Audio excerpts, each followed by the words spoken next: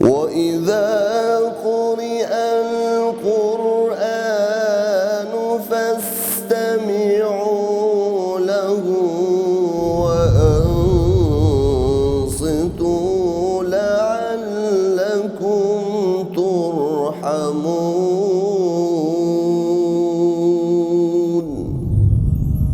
Адеп башаты дини уюму тарабынан даярдалды. Окуган Абдул Малик Каары.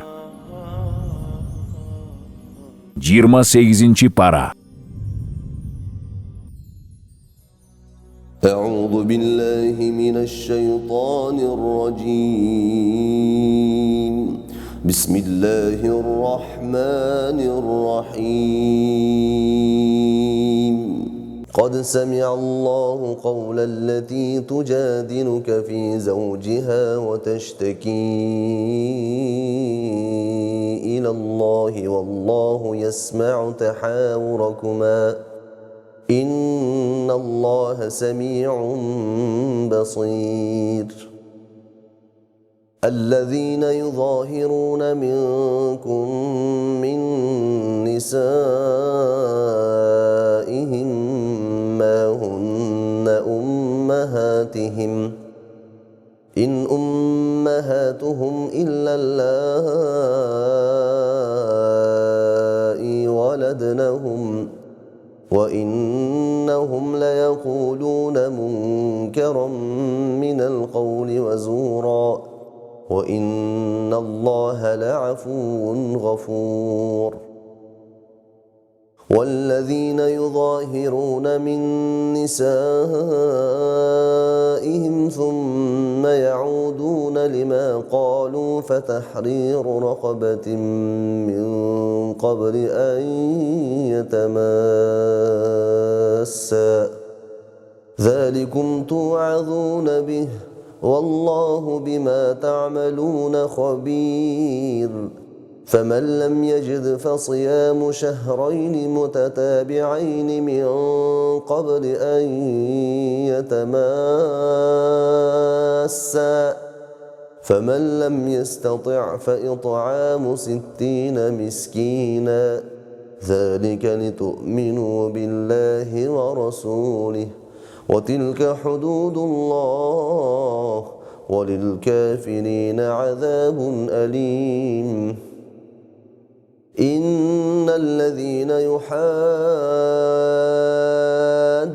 الله ورسوله كبتوا كما كبت الذين من قبلهم وقد أنزلنا آيات بينات وللكافرين عذاب مهين. يوم يبعثهم الله جميعا فينبئهم بما عملوا أحصاه الله ونسوه والله على كل شيء شهيد. ألم تر أن الله يعلم ما في السماوات وما في الأرض ما يكون من نجوى 3 إلا هو رابعهم ولا 5 إلا هو سادسهم ولا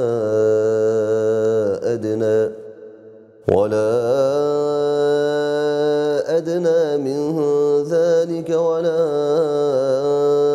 أكثر إلا هو معهم أينما كانوا ثم ينبئهم بما عملوا يوم القيامة إن الله بكل شيء عليم. ألم تر إلى الذين نهوا عن النجوى ثم يعودون لما نهوا عنه ويتناجون بالإثم والعدوان ومعصية الرسول وإذا جاءوك حيوك بما لم يحيك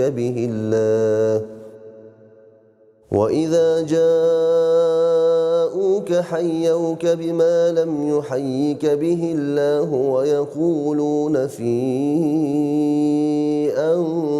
أنفسهم لولا يعذبنا الله بما نقول حسبهم جهنم يصلونها فبئس المصير يا أيها الذين آمنوا إذا تناجيتم فلا تتناجوا بالإثم والعدوان ومعصية الرسول وتناجوا بالبر والتقوى واتقوا الله الذي إليه تحشرون إنما النجوى من الشيطان ليحزن الذين آمنوا وليس بضارهم شيئا إلا بإذن الله وعلى الله فليتوكل المؤمنون يا أيها الذين آمنوا إذا قيل لكم تفسحوا في المجالس فافسحوا يفسح الله لكم وإذا قيل انشزوا فانشزوا يرفع الله الذين آمنوا منكم والذين أوتوا العلم درجات والله بما تعملون خبير يا أيها الذين آمنوا إذا ناجيتم الرسول فقدموا بين يدي نجواكم صدقة ذلك خير لكم وأطهر فإن لم تجدوا فإن الله غفور رحيم أأشفقتم أن تقدموا بين يدي نجواكم صدقات فإذ لم تفعلوا وتاب الله عليكم فأقيموا الصلاة وآتوا الزكاة وأطيعوا الله ورسوله والله خبير بما تعملون ألم تر إلى الذين تولوا قوما غضب الله عليهم ما هم منكم ولا منهم ويحلفون على الكذب وهم يعلمون أعد الله لهم عذابا شديدا إنهم ساء ما كانوا يعملون اتخذوا أيمانهم جنة فصدوا عن سبيل الله فلهم عذاب مهين لن تغني عنهم أموالهم ولا أولادهم من الله شيئا أولئك أصحاب النار هم فيها خالدون يوم يبعثهم الله جميعا فيحلفون له كما يحلفون لكم ويحسبون أنهم على شيء ألا إنهم هم الكاذبون استحوذ عليهم الشيطان فأنساهم ذكر الله أولئك حزب الشيطان ألا إن حزب الشيطان هم الخاسرون إن الذين يحادون الله ورسوله أولئك في الأذلين كتب الله لأغلبن أنا ورسلي إن الله قوي عزيز لا تجد قوما يؤمنون بالله واليوم الآخر يوادون من حاد الله ورسوله ولو كانوا آباءهم أو أبناءهم أو إخوانهم أو عشيرتهم أولئك كتب في قلوبهم الإيمان وأيدهم بروح منه ويدخلهم جنات تجري من تحتها الأنهار خالدين فيها رضي الله عنهم ورضوا عنه أولئك حزب الله ألا إن حزب الله هم المفلحون. بسم الله الرحمن الرحيم.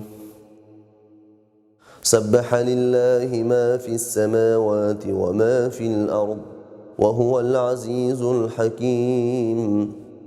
هو الذي أخرج الذين كفروا من أهل الكتاب من ديارهم لأول الحشر ما ظننتم أن يخرجوا وظنوا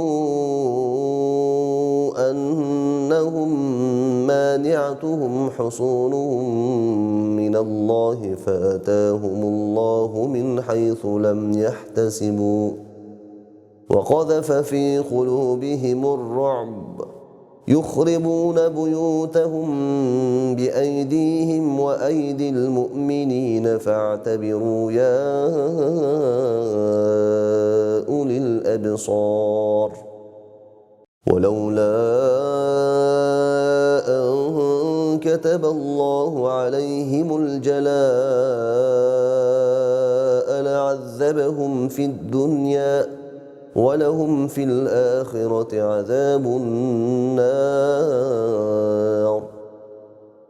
ذلك بأنهم شاقوا الله ورسوله ومن يشاق الله فإن الله شديد العقاب. ما قطعتم من لينة أو تركتموها قائمة على أصولها فبإذن الله وليخزي الفاسقين. وما أفاء الله على رسوله منهم فما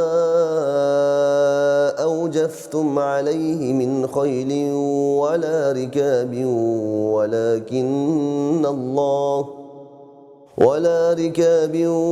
ولكن الله يسلط رسله على من يشاء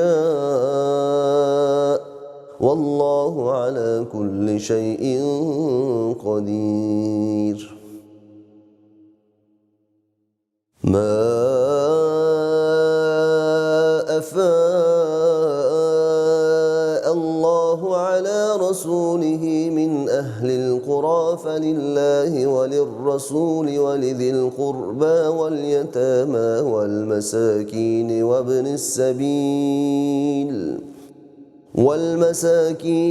السبيل كي لا يكون دونة بين الأغنياء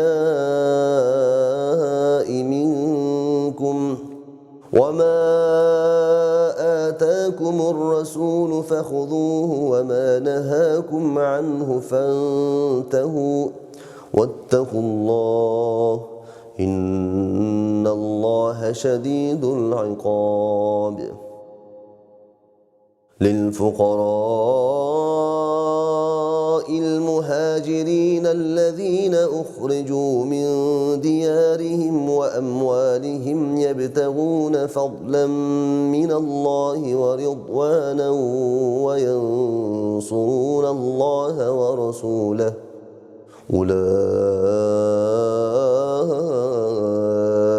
هم الصادقون. والذين تبوأوا الدار والإيمان من قبلهم يحبون من هاجر إليهم ولا يجدون في صدورهم حاجة مما أوتوا ويؤثرون على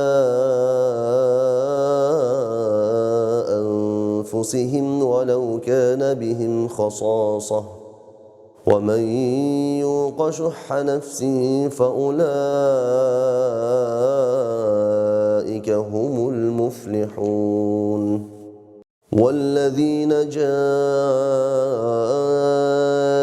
من بعدهم يقولون ربنا اغفر لنا ولإخواننا الذين سبقونا بالإيمان ولا تجعل في قلوبنا غلا للذين آمنوا ربنا إنك رؤوف رحيم. ألم تر إلى الذين نافقوا يقولون لإخوانهم الذين كفروا من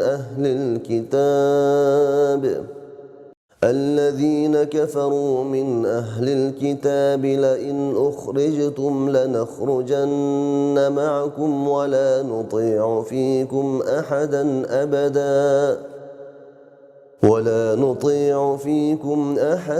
أبدا وإن قوتلتم لننصرنكم والله يشهد إنهم لكاذبون. لئن أخرجوا لا يخرجون معهم ولئن قوتلوا لا ينصرونهم ولئن نصروهم ليولن الأدبار ثم لا ينصرون. لأنتم أشد رهبة في صدورهم من الله ذلك بأنهم قوم لا يفقهون. لا يقاتلونكم جميعا إلا في قرى محصنة أو من وراء جدر بأسهم بينهم شديد تحسبهم جميعا وقلوبهم شتى ذلك بأنهم قوم لا يعقلون. كمثل الذين من قبلهم قريبا ذاقوا وبال أمرهم ولهم عذاب أليم. كمثل الشيطان إذ قال للإنسان اكفر فلما كفر قال إني بريء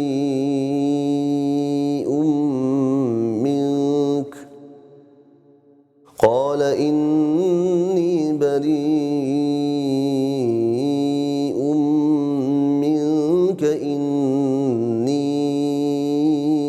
أخاف الله رب العالمين. فكان عاقبتهما أنهما في النار خالدين فيها وذلك جزاء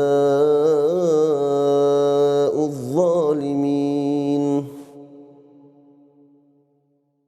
يا أيها الذين آمنوا اتقوا الله ولتنظر نفس ما قدمت لغد واتقوا الله إن الله خبير بما تعملون. ولا تكونوا كالذين نسوا الله فأنساهم أنفسهم أولئك هم الفاسقون. لا يستوي أصحاب النار وأصحاب الجنة هم الفائزون. لو أنزلنا هذا القرآن على جبل لرأيته خاشعا متصدعا من خشية الله. وتلك الأمثال نضربها للناس لعلهم يتفكرون. والله الذي لا إله إلا هو عالم الغيب والشهادة هو الرحمن الرحيم. هو الله الذي لا إله إلا هو الملك القدوس السلام المؤمن المهيمن العزيز الجبار المتكبر سبحان الله عما يشركون. هو الله الخالق البارئ المصور له الأسماء الحسنى يسبح له ما في السماوات والأرض وهو العزيز الحكيم. بسم الله الرحمن الرحيم. يا أيها الذين آمنوا لا تتخذوا عدوي وعدوكم أولياء تلقون إليهم بالمودة وقد كفروا بما جاءكم من الحق يخرجون الرسول وإياكم أن تؤمنوا بالله ربكم إن كنتم خرجتم جهادا في سبيلي وابتغاء مرضاتي تسرون إليهم بالمودة وأنا أعلم بما أخفيتم وما أعلنتم ومن يفعله منكم فقد ضل سواء السبيل. إن يثقفوكم يكونوا لكم أعداء ويبسطوا إليكم أيديهم وألسنتهم بالسوء وودوا لو تكفرون. لن تنفعكم أرحامكم ولا أولادكم يوم القيامة يفصل بينكم والله بما تعملون بصير. قد كانت لكم أسوة حسنة في إبراهيم والذين معه إذ قالوا لقومهم إنا براء منكم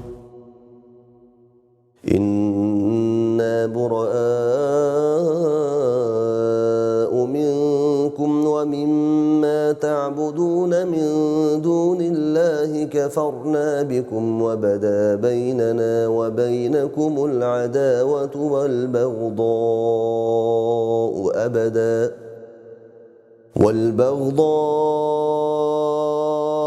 أبدا حتى تؤمنوا بالله وحده إلا قول إبراهيم لأبيه لأستغفرن لك وما أملك لك من الله من شيء ربنا عليك توكلنا وإليك أنبنا وإليك المصير ربنا لا تجعلنا فتنة للذين كفروا واغفر لنا ربنا إنك أنت العزيز الحكيم.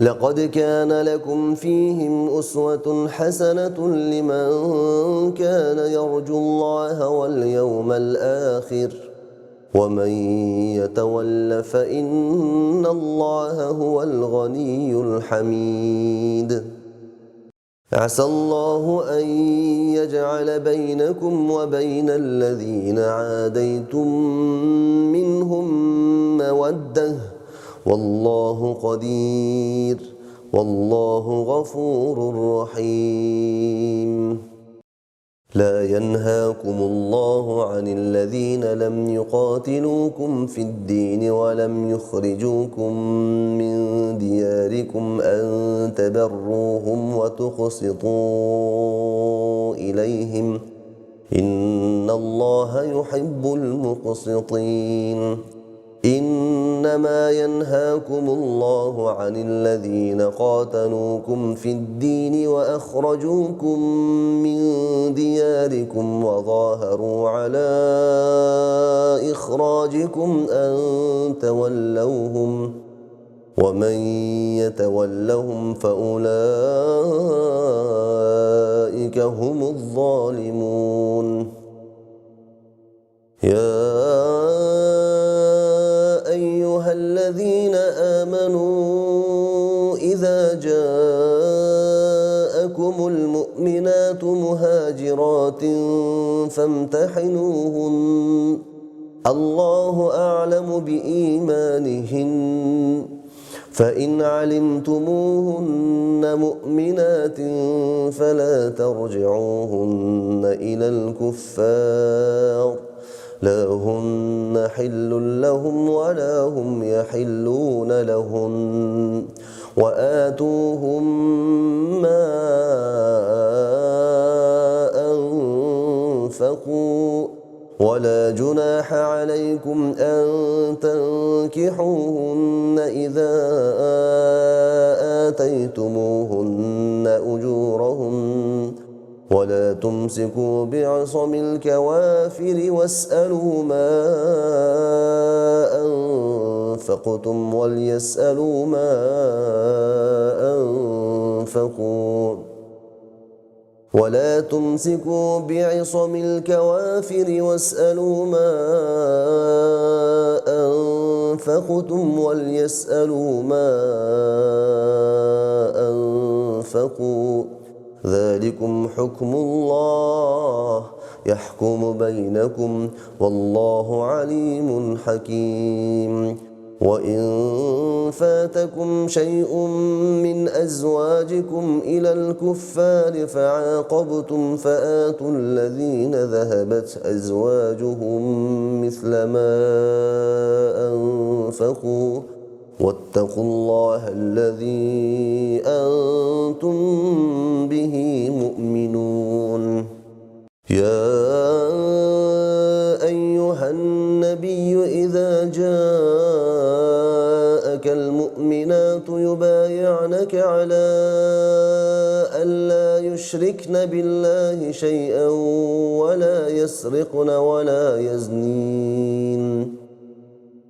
ولا يسرقن ولا يزنين ولا يقتلن أولادهن ولا يأتين ببهتان يفترينه بين أيديهن وأرجلهن ولا يعصينك في معروف فبايعهن واستغفر لهن الله إن الله غفور رحيم يا أيها الذين آمنوا لا تتولوا قوما غضب الله عليهم قد يئسوا من الآخرة كما يئس الكفار من أصحاب القبور بسم الله الرحمن الرحيم سبح لله ما في السماوات وما في الأرض وهو العزيز الحكيم يا أيها الذين آمنوا لم تقولون ما لا تفعلون كبر مقتا عند الله أن تقولوا ما لا تفعلون إن الله يحب الذين يقاتلون في سبيله صفا كأنهم بنيان مرصوص وإذ قال موسى لقومه يا قوم لم تؤذونني وقد تعلمون أني رسول الله إليكم فلما زاغوا أزاغ الله قلوبهم والله لا يهدي القوم الفاسقين وإذ قال عيسى ابن مريم يا بني إسرائيل إني رسول الله إليكم مصدقا لما بين يدي من التوراة ومبشرا برسول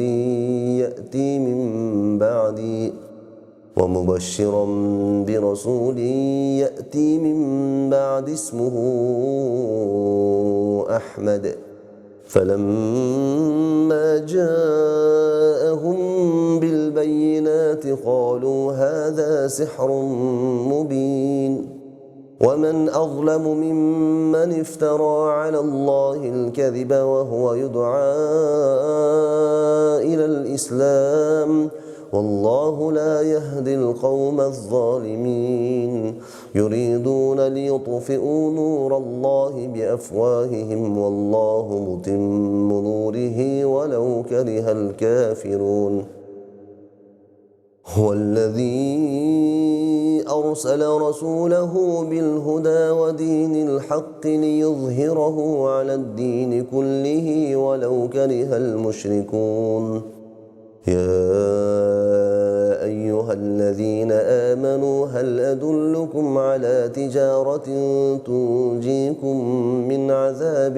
أليم تؤمنون بالله ورسوله وتجاهدون في سبيل الله بأموالكم وأنفسكم ذلكم خير لكم إن كنتم تعلمون يغفر لكم ذنوبكم ويدخلكم جنات تجري من تحتها الأنهار ومساكن طيبة في جنات عدن ذلك الفوز العظيم وأخرى تحبونها نصر من الله وفتح قريب وبشر المؤمنين يا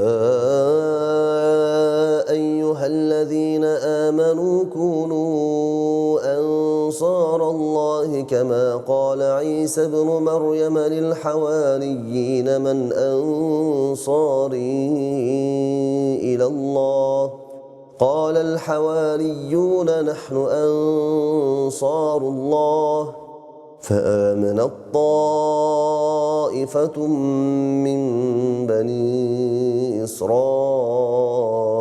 وكفرت طائفة فأيدنا الذين آمنوا على عدوهم فأصبحوا ظاهرين بسم الله الرحمن الرحيم يسبح لله ما في السماوات وما في الأرض الملك القدوس العزيز الحكيم هو الذي بعث في الأميين رسولا منهم يتلو عليهم آياته ويزكيهم ويعلمهم الكتاب والحكمة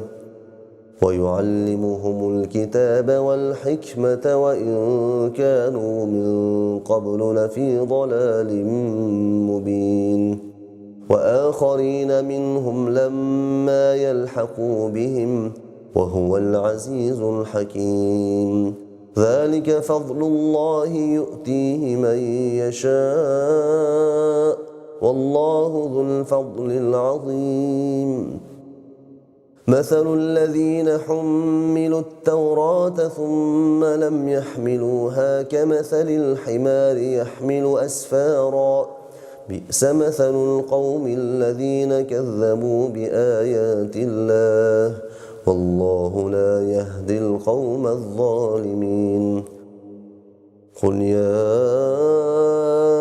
أيها الذين هادوا إن زعمتم أنكم أولياء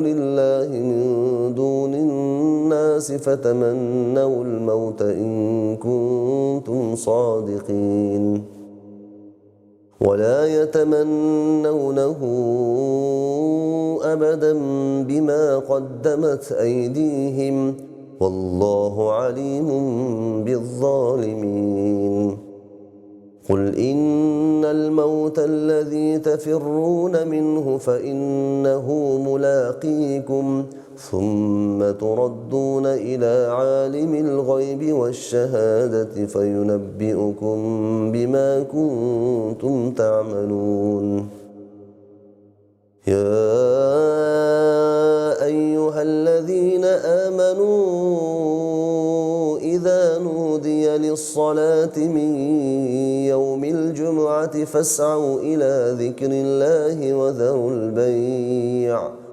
ذلكم خير لكم إن كنتم تعلمون فإذا قضيت الصلاة فانتشروا في الأرض وابتغوا من فضل الله واذكروا الله كثيرا لعلكم تفلحون وإذا رأوا تجارة أو لهوا انفضوا إليها وتركوك قائما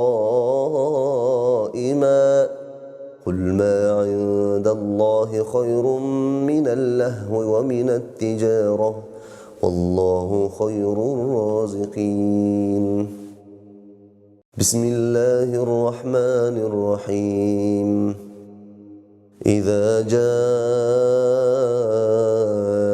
المنافقون قالوا نشهد إنك لرسول الله والله يعلم إنك لرسوله والله يشهد إن المنافقين لكاذبون اتخذوا أيمانهم جنة فصدوا عن سبيل الله إنهم ساء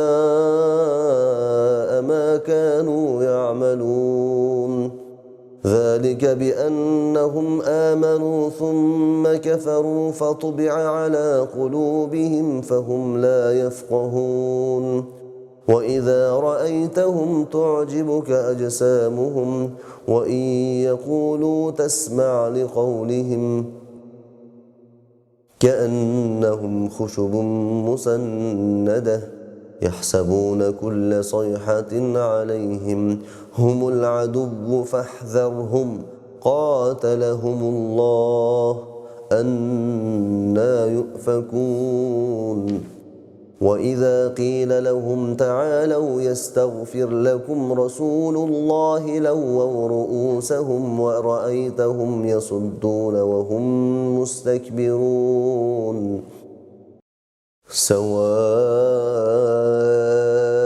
عليهم أستغفرت لهم أم لم تستغفر لهم لن يغفر الله لهم إن الله لا يهدي القوم الفاسقين هم الذين يقولون لا تنفقوا على من عند رسول الله حتى ينفضوا ولله خزائن السماوات والأرض ولكن المنافقين لا يفقهون يقولون لئن رجعنا إلى المدينة ليخرجن الأعز منها الأذل ولله العزة ولرسوله وللمؤمنين ولكن المنافقين لا يعلمون يا أيها الذين آمنوا لا تلهكم أموالكم ولا أولادكم عن ذكر الله ومن يفعل ذلك فأولئك هم الخاسرون وأنفقوا مما رزقناكم من قبل أن يأتي أحدكم الموت فيقول رب لولا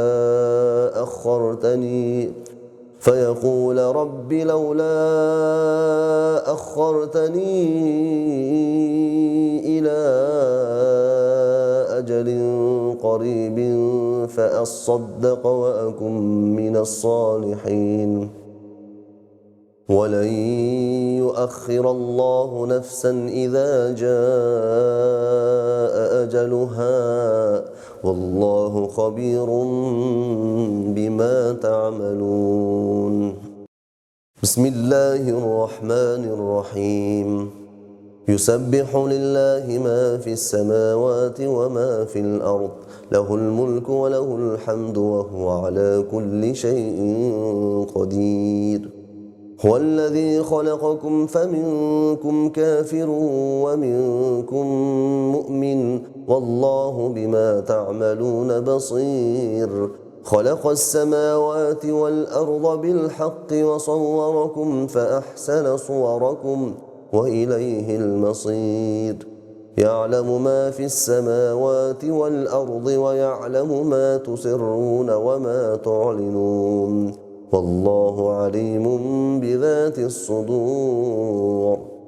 ألم يأتكم نبأ الذين كفروا من قبل فذاقوا وبال أمرهم ولهم عذاب أليم. ذلك بأنه كانت تأتيهم رسلهم بالبينات فقالوا أبشر يهدوننا فكفروا وتولوا واستغنى الله والله غني حميد. زعم الذين كفروا أن لن يبعثوا قل بلى وربي لتبعثن ثم لتنبؤن بما عملتم وذلك على الله يسير. فآمنوا بالله ورسوله والنور الذي أنزلنا والله بما تعملون خبير. يوم يجمعكم ليوم الجمع ذلك يوم التغابن ومن يؤمن بالله ويعمل صالحا يكفر عنه سيئاته ويدخله جنات تجري من تحتها الأنهار خالدين فيها أبدا ذلك الفوز العظيم. والذين كفروا وكذبوا بآياتنا أولئك أصحاب النار خالدين فيها وبئس المصير. ما أصاب من مصيبة إلا بإذن الله ومن يؤمن بالله يهد قلبه والله بكل شيء عليم. وأطيعوا الله وأطيعوا الرسول فإن توليتم فإنما على رسولنا البلاغ المبين. الله لا إله إلا هو وعلى الله فليتوكل المؤمنون. يا أيها الذين آمنوا إن من أزواجكم وأولادكم عدوا لكم فاحذروهم وإن تعفوا وتصفحوا وتغفروا فإن الله غفور رحيم. إنما أموالكم وأولادكم فتنة والله عنده أجر عظيم. فاتقوا الله ما استطعتم واسمعوا وأطيعوا وأنفقوا خيرا لأنفسكم ومن يوق شح نفسه فأولئك هم المفلحون. إن تقرضوا الله قرضا حسنا يضاعفه لكم ويغفر لكم والله شكور حليم. عالم الغيب والشهادة العزيز الحكيم. بسم الله الرحمن الرحيم. يا أيها النبي إذا طلقتم النساء فطلقوهن لعدتهن وأحصوا العدة واتقوا الله ربكم لا تخرجوهن من بيوتهن ولا يخرجن إلا أن يأتين بفاحشة مبينة وتلك حدود الله ومن يتعد حدود الله فقد ظلم نفسه لا تدري لعل الله يحدث بعد ذلك أمرا فإذا بلغن أجلهن فأمسكوهن بمعروف أو فارقوهن بمعروف وأشهدوا ذوي عدل منكم وأقيموا الشهادة لله ذلكم يوعظ به من كان يؤمن بالله واليوم الآخر ومن يتق الله يجعل له مخرجا ويرزقه من حيث لا يحتسب ومن يتوكل على الله فهو حسبه إن الله بالغ أمره قد جعل الله لكل شيء قدرا واللائي يئسن من المحيض من نسائكم إن ارتبتم فعدتهن 3 أشهر واللائي لم يحضن وأولاة الأحمال أجلهن أن يضعن حملهن ومن يتق الله يجعل له من أمره يسرا ذلك أمر الله أنزله إليكم ومن يتق الله يكفر عنه سيئاته ويعظم له أجرا أسكنوهن من حيث سكنتم من وجدكم ولا تضاروهن لتضيقوا عليهن وإن كن أولات حمل فأنفقوا عليهن حتى يضعن حملهن فإن أرضعن لكم فآتوهن أجورهن وأتمروا بينكم بمعروف وإن تعاسرتم فسترضع له أخرى لينفق ذو سعة من سعته ومن قدر عليه رزقه فلينفق مما آتاه الله لا يكلف الله نفسا إلا ما آتاها سيجعل الله بعد عسر يسرا وكأي من قرية عتت عن أمر ربها ورسله فحاسبناها حسابا شديدا وعذبناها عذابا نكرا فذاقت وبال أمرها وكان عاقبة أمرها خسرا أعد الله لهم عذابا شديدا فاتقوا الله يا أولي الألباب الذين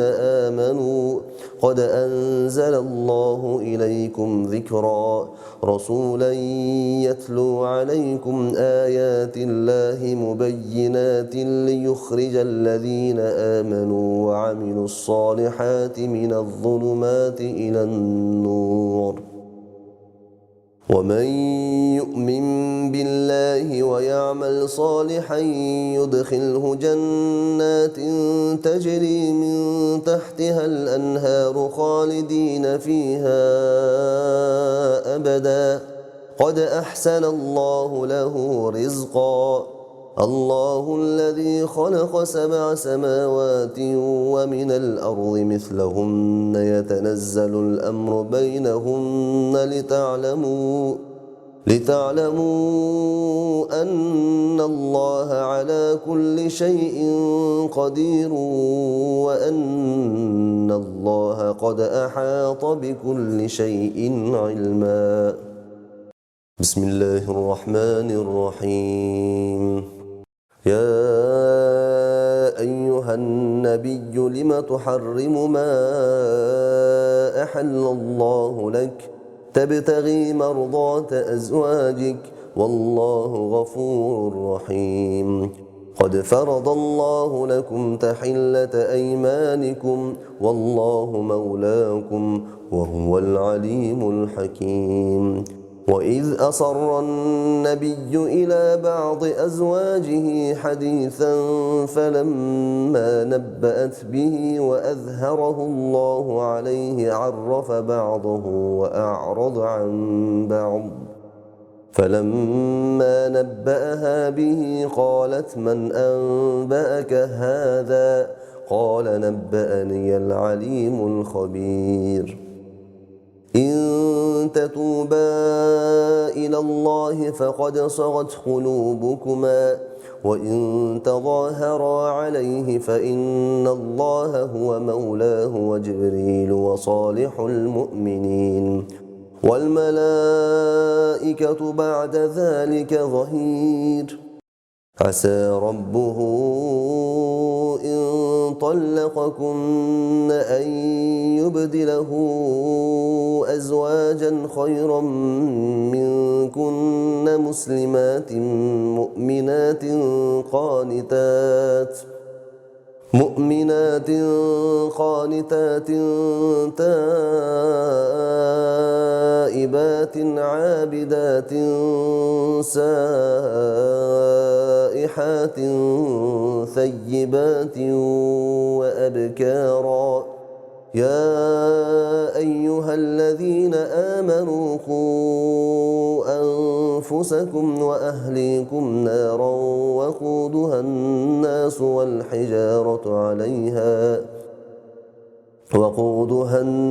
والحجارة عليها ملائكة غلاظ شداد لا يعصون الله ما أمرهم ويفعلون ما يؤمرون.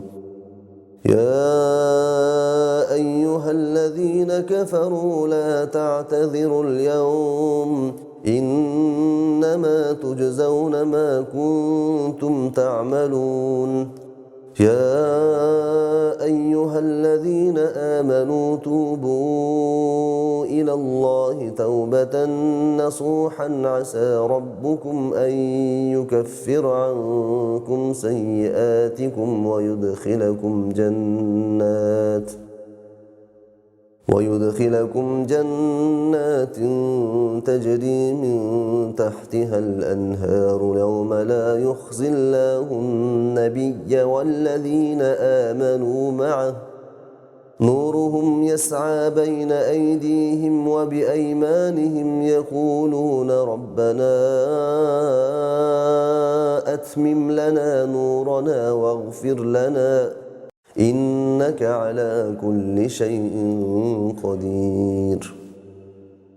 يا أيها النبي جاهد الكفار والمنافقين واغلظ عليهم ومأواهم جهنم وبئس المصير.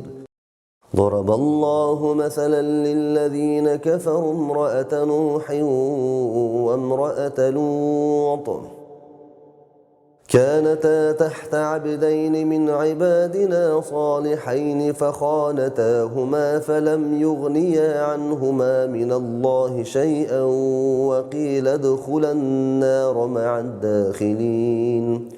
وضرب الله مثلا للذين آمنوا امرأة فرعون إذ قالت رب ابن لي عندك بيتا في الجنة ونجني من فرعون وعمله ونجني من القوم الظالمين.